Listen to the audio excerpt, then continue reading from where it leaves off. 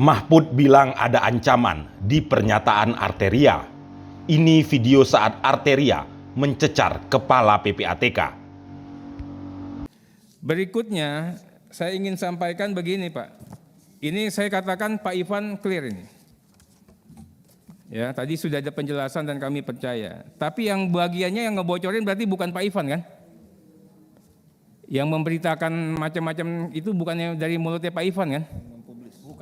Bukan dari Pak Ivan. Saya bacakan pasal 11, Pak.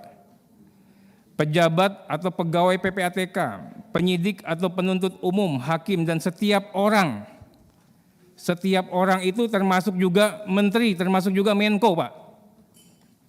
Ya. Yang memperoleh dokumen atau keterangan dalam rangka pelaksanaan tugasnya menurut undang-undang ini wajib merahasiakan dokumen atau keterangan tersebut.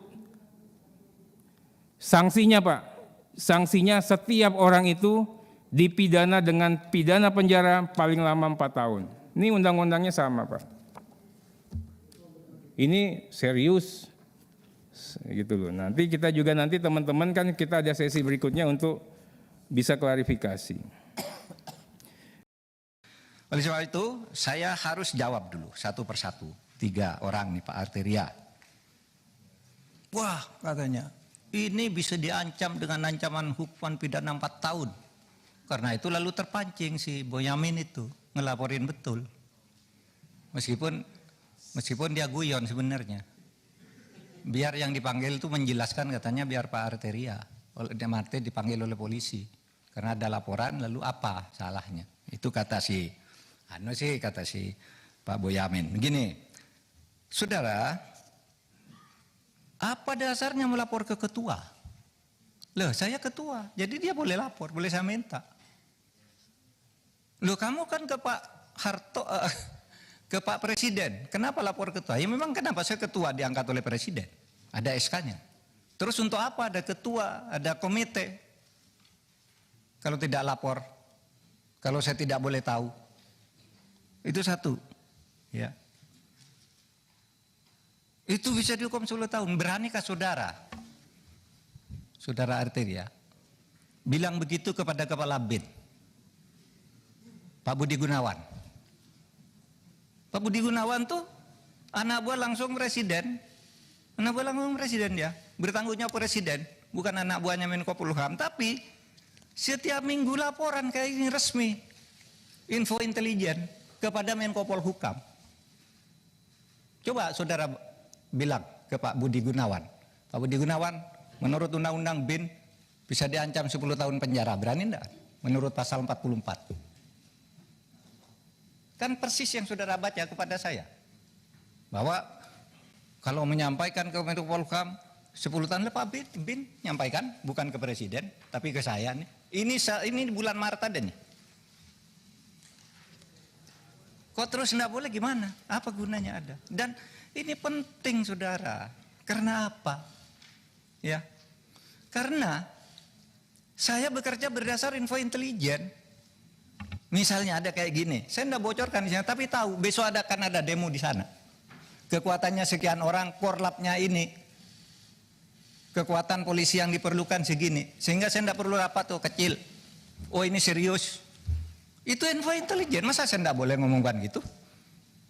Tiap malam saya dengan Pak Budi Gunawan nih di WA saya nih, info intelijen, Pak besok nampaknya ada demo di sana Pak. Oh iya Pak, sudah itu korlapnya ini kekuatannya segini aja Pak.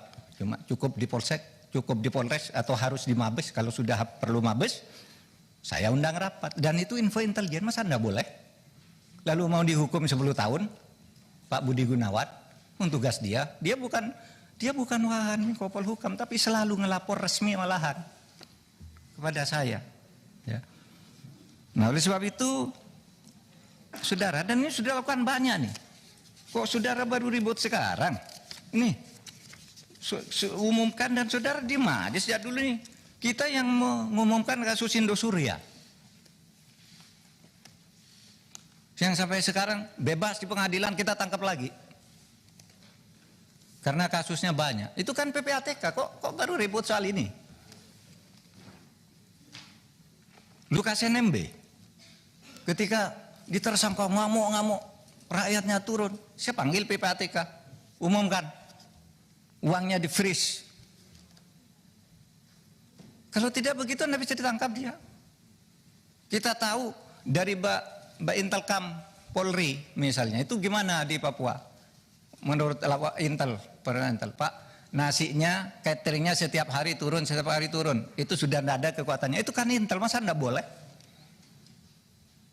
Nah oleh sebab itu, saudara, jangan gertak-gertak. Saya bisa gertak juga, saudara. Bisa dihukum menghalang-halangi penyidikan penegakan hukum. Iya. Dan ini sudah ada yang dihukum 7 tahun setengah. Namanya Fredrik Yunandi. Ya kerja-kerja kayak saudara itu. Orang mau mengungkap, dihantam. Mengungkap, dihantam. Ingat kan? Itu. Saya bisa. Saudara menghalang-halangi penegakan hukum. Itu Fredrik Yunandi. Masih ada itu. Saya sama saudara kan kerjanya dengan Fredrik, melindungi Setia Novanto kan. Nggak boleh dia ini, lalu laporkan orang, semua orang dilaporin sama dia. Ya kita bilang ke KPK itu menghalang-halangi penyidikan, menghalang-halangi penegakan hukum. Tangkap. Jadi jangan main ancam-ancam begitu, kita nih sama saudara.